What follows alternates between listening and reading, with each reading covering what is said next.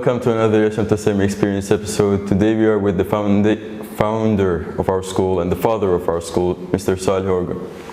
Now, how are you? Thank you. I'm very pleased to be here. It's an honor. Thank you for inviting me. I am very pleased that you came to this podcast and giving us this opportunity. Thank you.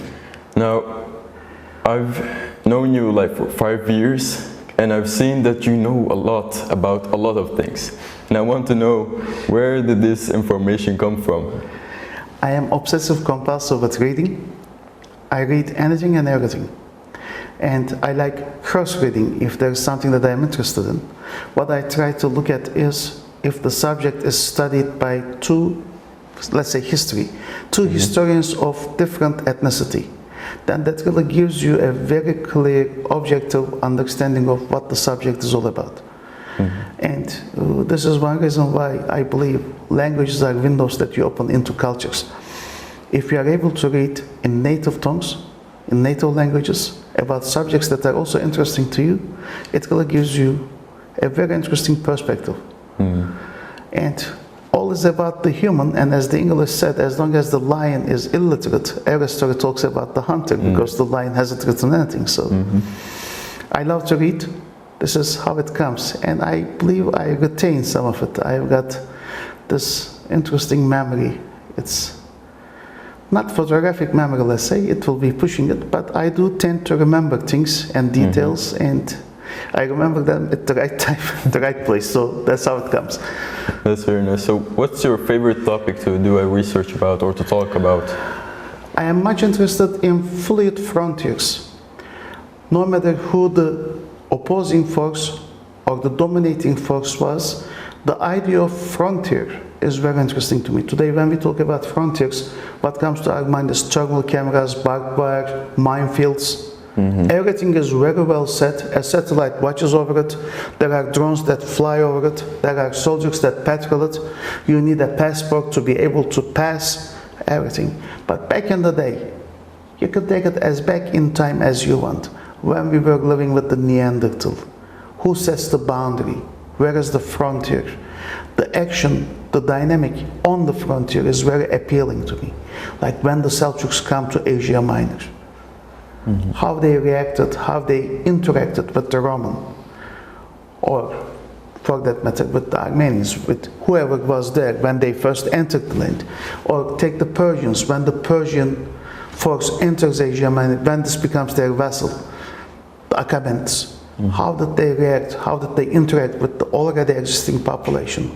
You know, it's very interesting. In history, we tend to believe there are people as if people are made by a machine. So when we talk about the Romans, we tend to believe all the Romans were Romans.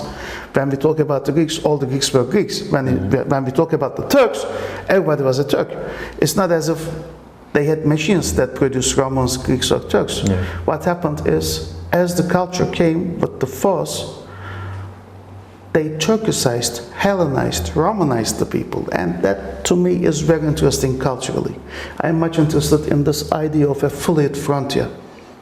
A frontier that lets you pass, that penetrates, and that permeates culture to go back and forth. So very appealing to me. What's the most interesting story that you have ever heard about this topic? About this? Yeah.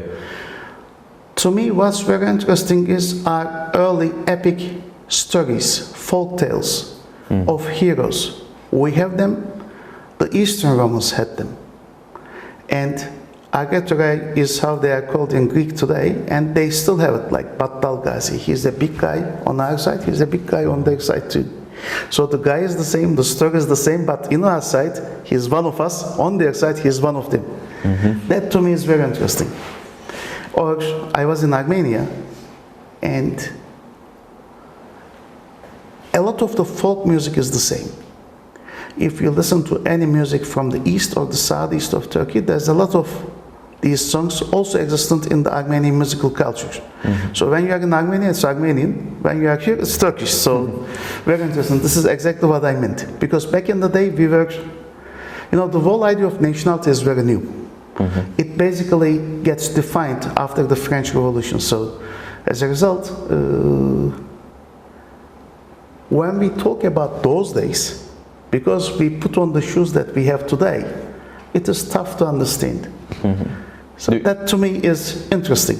Do you think if there was no French Revolutionary and if the world just continued like that, it would be better? I honestly don't think that it would have happened, because individualism, the feel and the need to be a part of something. Back in the day, it was religion. You were firstly a Jew or a Muslim or a Christian.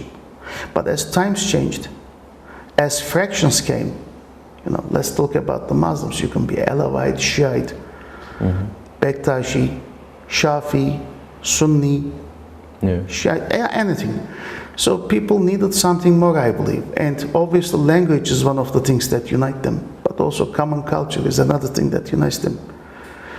Maybe a better way to look at it is, this is all anthropologically interesting, because these cultures have not been formed in a century, because they are the produce of a land, not the people.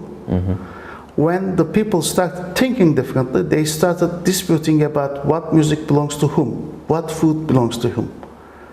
Talk about baklava. I believe Syria makes some of the top baklava. You tell this to a Turk, he would rather kill himself, because baklava is definitely Turkish. But you go to Armenia, they also love baklava. Then you go to Greece, of course, the Greeks love their baklava too. So whose is baklava? To start with, baklava is a nomadic food, okay?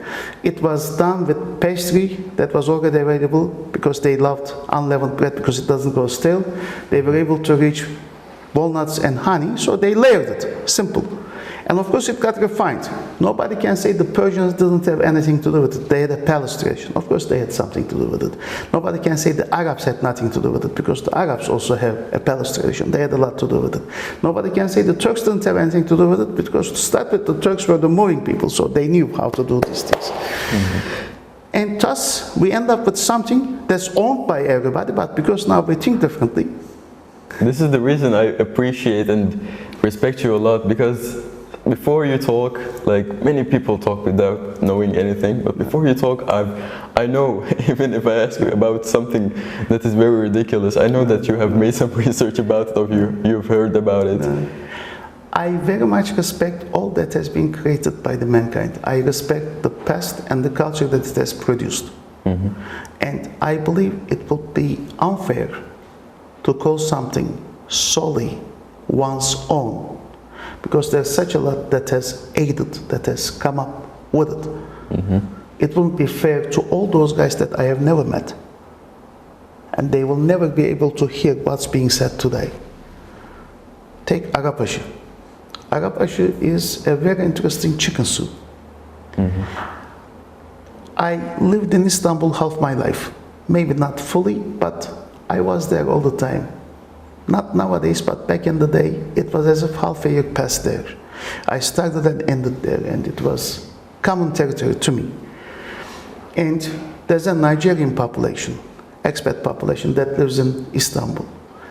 And the shopkeepers in Beyoğlu, I know people in the fish market in Beyoğlu, they made fun of these guys. They said, they are the guys who eat unbaked dough with chicken. What they are referring to is Arap aşı, which is almost the local national dish in Malatya, Kayseri, Karaman, Konya. And the name is very interesting. What they call Arap is the black guy. And obviously during the Ottoman times, they either went there, or they had people from Nigeria come and work, maybe as slaves, maybe something else. And they know this food. It is a soup, a very spicy soup that's eaten with dough that hasn't been baked. So it's basically raw dough that you swallow first, and then you put the soup in your mouth. That's what you do with Arap aşı. But the guys in Istanbul didn't have the flying idea, so they were making fun of the Nigerians. If there was a guy from Konya or Malatya listening to this, he would have felt very bad, because it's like their big dish. That's what you do for weddings and whatnot. So sometimes our ignorance makes us feel strong, because it's a bliss. Ignorance is bliss. But when you look at the whole event from the other side, it makes you look funny. Like the guys in Istanbul. To me, they were funny because they don't know what they were talking about. And finally, the Nigerians didn't know that the same food existed in half of Turkey, I can easily say. So you've read about these when technology wasn't a big thing. Like, how did you get these informations a lot? Did you go to libraries? This is a very interesting subject.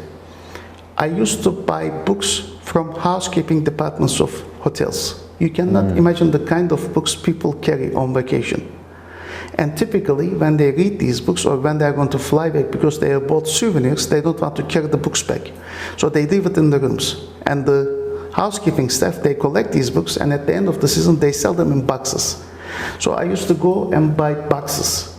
And the trick there is, let's say they will have 4 boxes. They will charge the boxes by size.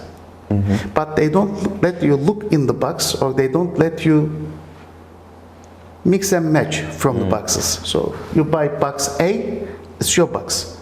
Box B, that's a different story. So when you buy like this, you cannot imagine the plethora of subjects that come up. But it's interesting. I'm curious, and that's what I achieve much in school.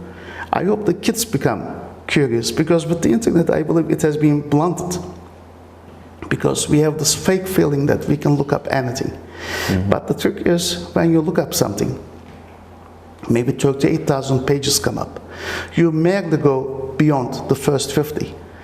And the sad thing is, the first 50 is the one that has been paid for. So you listen to somebody who had an agenda about having this come up in the first 50. And I don't think that's fair. To me, it's not fair. So I read from books mostly. Now I also use the internet, but I always take it with a pinch of salt. You know, you just can't know. Or it's not fair to say it's in Wikipedia, so it's right. I don't think whatever is in Wikipedia is right. It all depends on whom you are reading, why you are reading, who wrote it, why he wrote it, what the subject was, and all that.